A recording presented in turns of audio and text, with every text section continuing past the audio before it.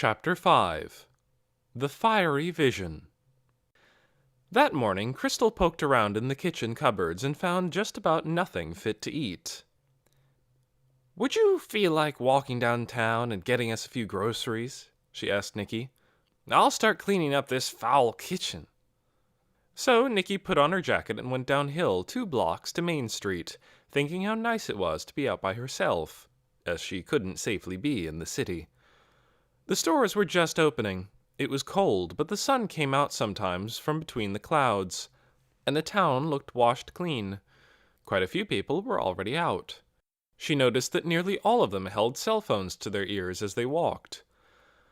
Of course, she was used to seeing cell phones in the city. There, half the people you passed were jabbering away. But here, people weren't talking into their phones. They were just listening. It was odd. She passed a small restaurant called the Cozy Corner Cafe, where several people were standing outside, talking in excited voices, and a police car was just pulling away. Something must have happened there. Maybe a customer had taken sick. She passed a drugstore, a bakery, and a shoe store. She passed a closed-up movie theater where a sign stuck over the ticket window said, "Pray instead." In the window of a clothing store, she saw a display of white t-shirts that said, "Don't do it," in big red letters on the front. And after that, she kept noticing people on the street wearing these t-shirts. Don't do what? She wondered. As she passed an alley between a hardware store and a computer repair shop, she heard a strange sound. It was a kind of hum with a rhythm to it.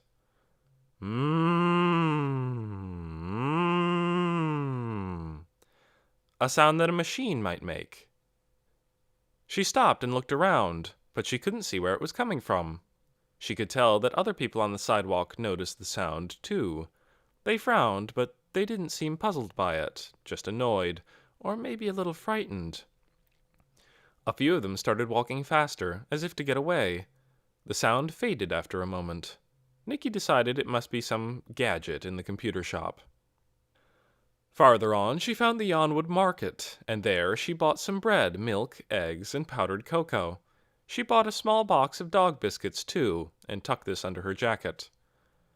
Nikki was just turning off Main Street on the way back to Greenhaven when, from high overhead, there came a distant roar that quickly rose to a piercing scream, and 5 fighter jets streaked across the sky. Jets came often these days. They scared her. She stopped walking, set down the bag of groceries, and put her hands over her ears until the jets were gone. Then she felt someone touch her shoulder. She looked up to see an elderly woman standing over her. "It might be starting," the woman said in a shaky voice. "It might be starting right now. You never know. But it's best not to be scared if you can help it. You need to have faith, that's what I say. We'll be all right here because of what we're doing. As long as we have faith, that's the main thing." The spidery hand patted Nikki's shoulder. "So don't worry, little girl. And remember to pray and..." The woman glanced upward. "We'll be all right, because..." She trailed off and tottered away, leaving Nikki feeling the opposite of reassured. Maybe people here were just as scared as they were in the city. That made her heart sink a little. But on the other hand, the woman had said, "We'll be all right." It was confusing. Once she got back to Greenhaven, though, she forgot about it. She hid the dog biscuits in her bedroom and then went into the kitchen, where Crystal made hot chocolate for them. They sat at the huge, elegant dining room table.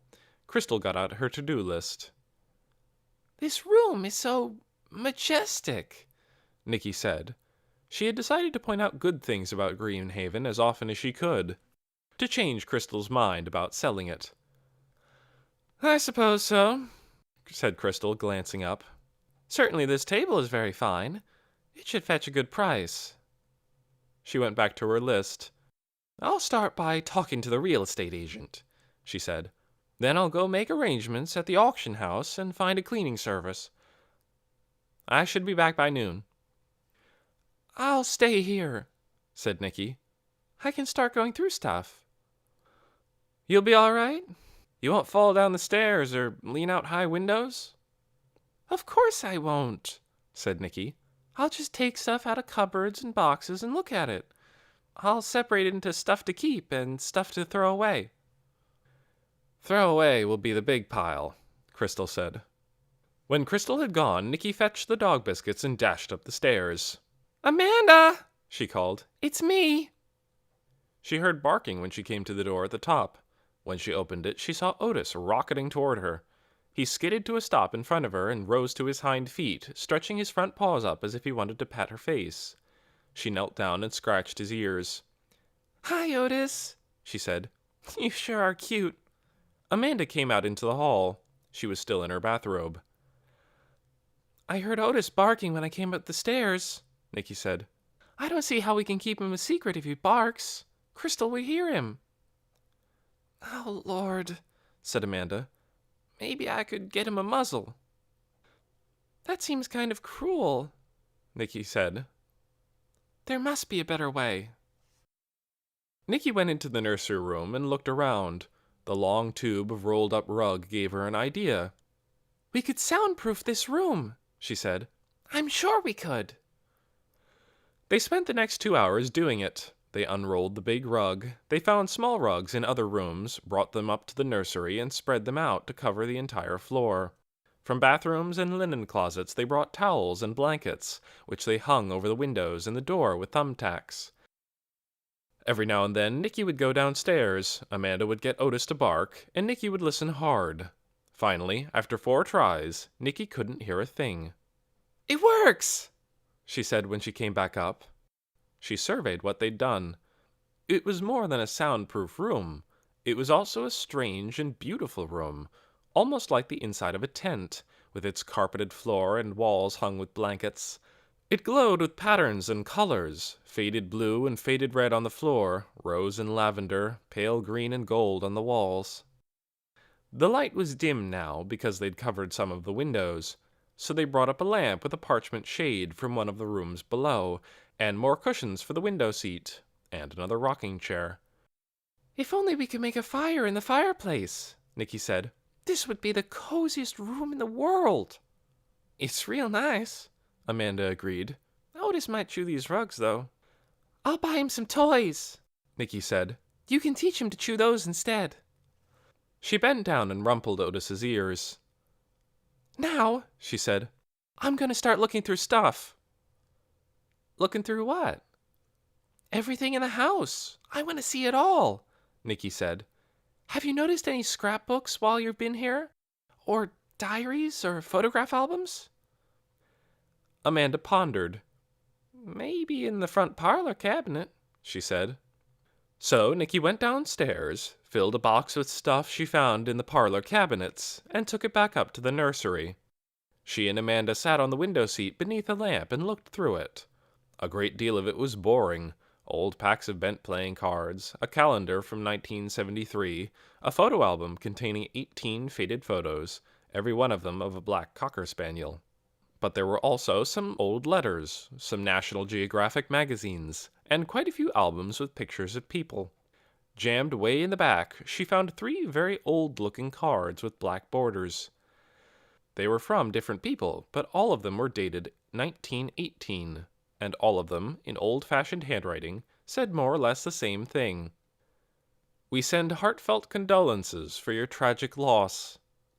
What was the tragic loss? She wondered. None of the cards said. Hey, I thought of something else you'd probably want to look at, Amanda said. I'll go get it. She went downstairs and came back up in a minute with a little brown notebook. The old man wrote in this sometimes when I was taking care of him, she said, handing it to Nicky. Nicky opened the notebook. Her great-great-grandfather's name was written inside the front cover. Arthur Green. She leafed through it. It looked more like a series of jottings than a real journal. He'd made the first entry at the beginning of December, just a couple of months ago. It said, 12/7.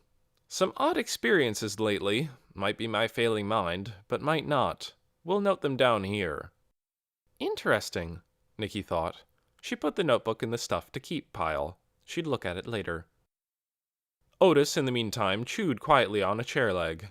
By the time they realized it, he had made some rather deep tooth marks. Fortunately, they were on the back leg of the chair and didn't show too much. Amanda took one of the National Geographic magazines and leafed through it. "Oh, Lord, look at this," she said. She held out the magazine, open to a picture of a volcano erupting with flames and billows of black smoke. "This is kind of like what the prophet saw." "Who?" "The prophet," said Amanda. "Althea Tower. You haven't heard of her? She's famous. Everybody in this whole town follows her. Or just about everybody." "Why do you call her the prophet?" "Because she is one," said Amanda. She propped her elbows on her knees and leaned forward. She spoke in the hushed voice people use for imparting awesome information. "She saw the future in a vision." "What did she see?" asked Nicky. "Well, she couldn't exactly tell, because it was so awful it made her sick. She could only give hints. Like she said, fire a lot, and explosions. It must have looked sort of like this." Amanda tapped her finger on the volcano picture. "Except all over the world. Anyway, she took to her bed, and she's been there ever since." "That's amazing," said Nicky. "But I don't understand. What did it mean? Was it like a bad dream?" "It wasn't a dream," Amanda said scornfully. "It was the future. It was a warning. Mrs. Beeson figured that out." "Who's Mrs. Beeson?" Nicky asked. "This lady who lives down the street from here. She's a real sweet, smart lady. Used to be the school principal. She has a dog named Sausage. You'll probably see her walking it sometimes." She leaned forward again. "So anyway," she said, "what happened is, people have strayed from God's way, so that's why everything is so awful and heading for doom. But God wants to save us, so he gave the vision to Althea. If we do right, we'll be saved. And what she's seen in her vision won't happen, at least not to us." "So what are we supposed to do?" Nicky asked. "Everything the prophet says, because it's God's orders coming through her. She tells us what things to give up." "Give up?" "Yeah. Like one thing she says a lot is, no sinnies, which Mrs. Beeson says means no sinners. We have to be real careful to be good. Also, she says no singing, so we don't listen to the pop radio anymore, or CDs or movies that have singing. And on TV, we only watch the news." Otis wandered over, and Amanda reached out absently to scratch him. "But why?" "It's to practice not being selfish, so you have more love to give to God."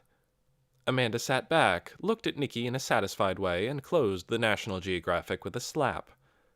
Nicky pondered. It was true that giving things up was something that holy people often did. She knew that some monks and priests gave up marriage. Some of them even gave up talking and lived their lives in silence. In other countries, there were holy people who gave up comfortable beds and slept on nails. People like these, she supposed, were totally devoted to God. Maybe she herself should give something up, just to see how it felt. "Did you give anything up?" she asked Amanda.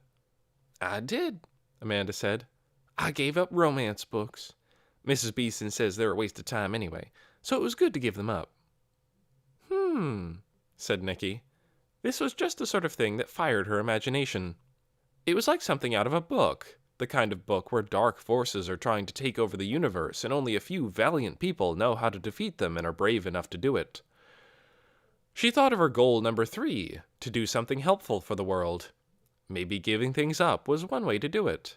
She wanted to ask more questions, but Amanda set down the National Geographic at that point and stood up.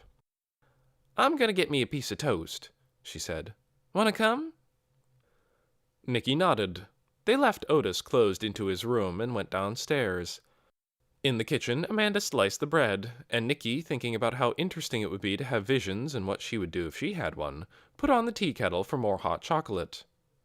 But just as Amanda was getting the peanut butter out of the cupboard, though they hadn't heard a single footstep or a knock, a face appeared at the window of the back door. A voice cried, "Hello!" in a yoo-hoo sort of way, and before they could move, the door opened.